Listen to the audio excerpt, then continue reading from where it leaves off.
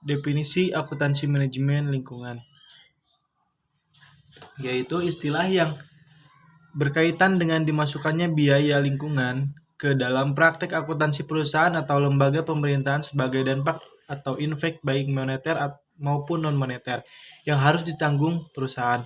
Tujuan akuntansi manajemen lingkungan yaitu yang pertama menghilangkan kesenjangan informasi karena tidak teridentifikasinya biaya dan kerusakan lingkungan. Dan yang kedua, membantu perusahaan meningkatkan kinerja lingkungan, kinerja keuangan, dan pengungkapan informasi lingkungan. Yang ketiga yaitu perusahaan dapat mengenai dan mengurangi dampak lingkungan negatif dari praktik akuntansi. Yang keempat, membantu perusahaan untuk mengidentifikasi manfaat lingkungan dan ekonomi dari aktivitas bisnis perusahaan. Yang kelima, berperan penting bagi perusahaan untuk fokus pada produk bersih, manajemen rantai pasokan, produk hijau atau sistem pengolahan lingkungan yang baik.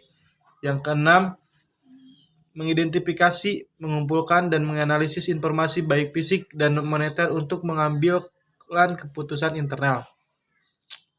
Prinsip utama akuntansi manajemen lingkungan. Yang pertama, kepatuhan.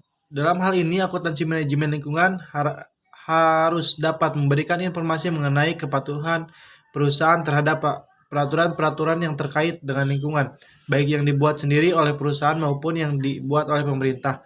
Yang kedua, ramah lingkungan. Dalam hal ini, akuntansi manajemen lingkungan harus dapat melakukan pengawasan terhadap efisien penggunaan SDA dan sumber energi lain, dampak terhadap lingkungan, dan biaya-biaya yang dikeluarkan oleh perusahaan.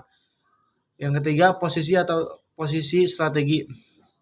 Dalam hal ini, perusahaan harus membuat program-program yang terkait dengan lingkungan untuk mencapai tujuan jangka panjang perusahaan.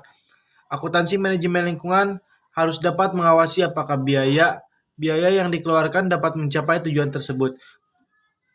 Yang terakhir, pengelolaan dan pengendalian biaya lingkungan. Yang pertama, biaya pencegahan. Biaya yang dikeluarkan untuk mencegahi kualitas yang buruk dari barang atau jasa. Yang kedua, biaya penilaian atau pemeriksaan, biaya yang dipergunakan untuk memastikan serta mengidentifikasikan kesalahan pada barang atau jasa agar sesuai dengan peraturan yang ada. Yang ketiga, biaya kegagalan eksternal, biaya yang muncul karena adanya kerusakan lingkungan akibat kegiatan perusahaan. Dan yang keempat, biaya kegagalan internal, biaya yang muncul akibat dari perusahaan menghasilkan elemen-elemen yang dapat merusak lingkungan namun masih dapat dikendalikan oleh perusahaan.